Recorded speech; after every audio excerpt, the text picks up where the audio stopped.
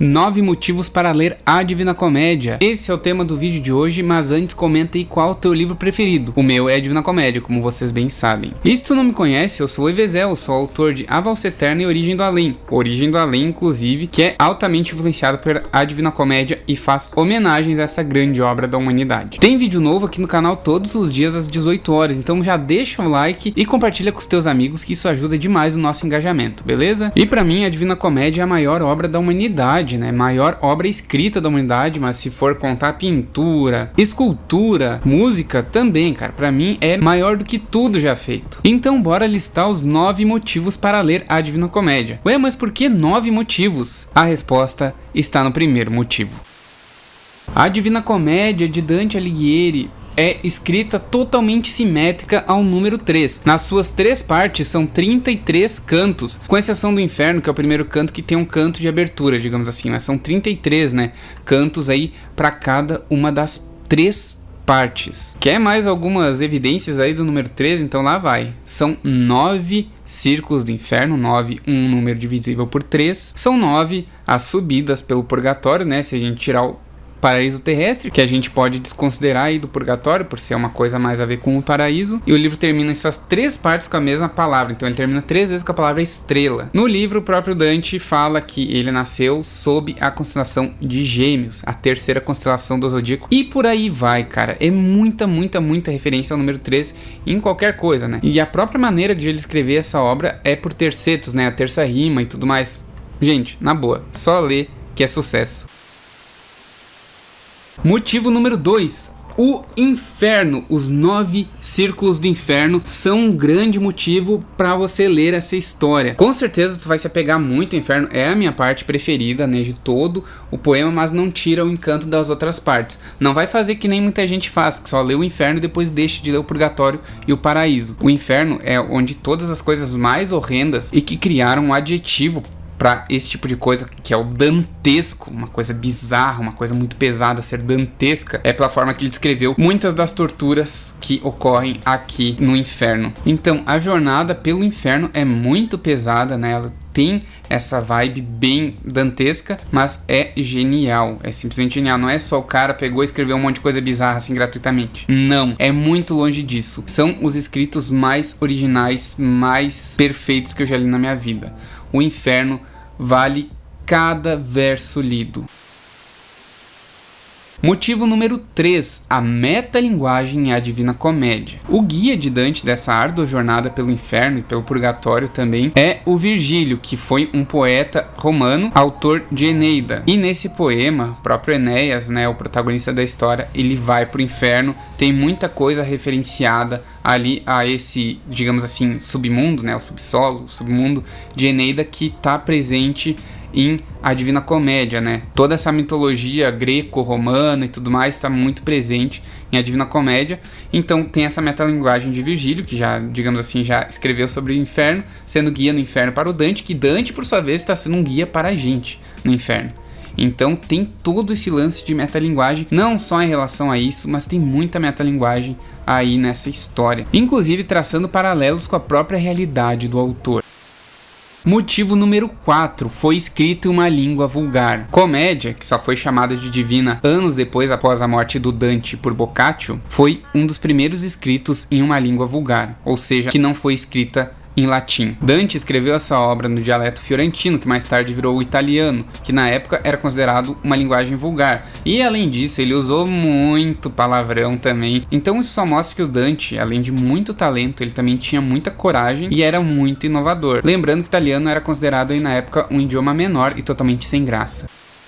Motivo número 5. Beatriz, simplesmente Beatriz. A musa inspiradora de Dante está presente nessa história, desde o seu início, sendo uma figura misteriosa, que só vai se revelar, ou melhor, se desvelar, no final do Purgatório. E todo esse mistério que acompanha Beatriz, essa musa, essa personificação da beatitude, da perfeição pro Dante, todo esse mistério vale a pena. Pensa comigo, é uma jornada muito árdua descendo pelo Inferno, após isso subindo pelo purgatório para depois a gente ser recompensado no paraíso. E não só a gente é recompensado, mas Dante também, com agora a sua nova guia sendo Beatriz, a sua musa inspiradora. O simbolismo por trás disso é simplesmente inspirador.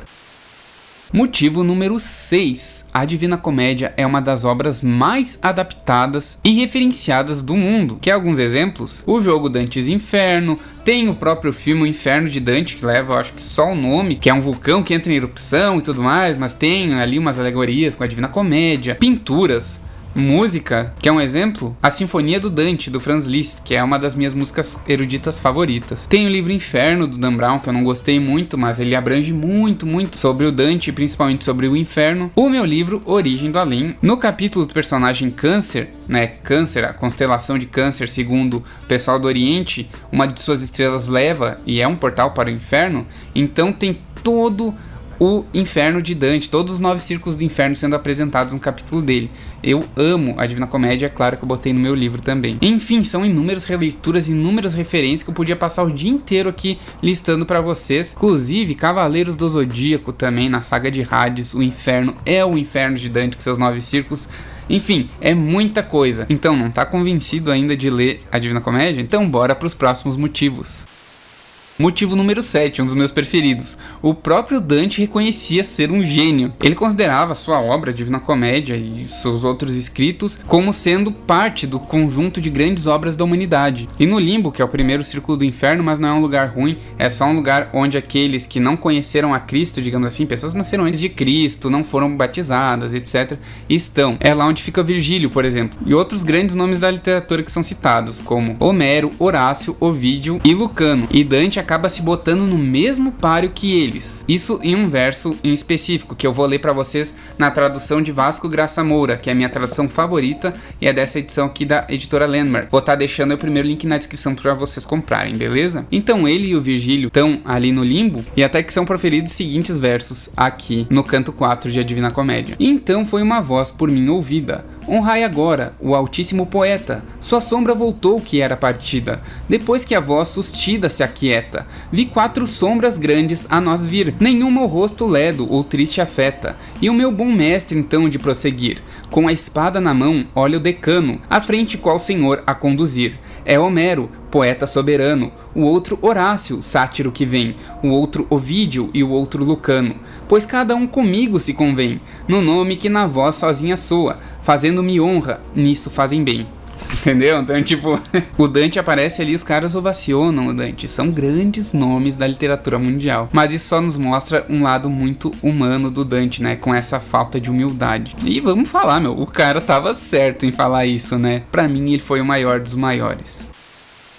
Motivo número 8. A Divina Comédia é um livro divertidíssimo e muito gostoso de se ler. É claro, ele tem uma leitura um pouquinho mais rebuscada, por se tratar de um clássico, um livro escrito em 1300 e poucos, mas mesmo assim ele é um livro que flui muito bem por conta desses tercetos, né, e tudo mais, sempre rimando, a musicalidade dele é muito gostoso de ler, e pelo menos nas principais edições aí que se tem um resuminho do capítulo em cima. Então lê aquele resuminho e depois lê o capítulo em si, que tu vai conseguir compreender várias coisas. Inclusive, se quiserem que eu faça um vídeo de coisas que você precisa saber antes de ler a Divina Comédia, comenta aí, porque é muito bom saber muitas coisas da própria vida pessoal do Dante e da Itália em si, porque ele põe muitos personagens aí dessa vida no próprio inferno. Então seria muito legal fazer um vídeo explicando tudo isso pra vocês. O que vocês acham? Comenta aí.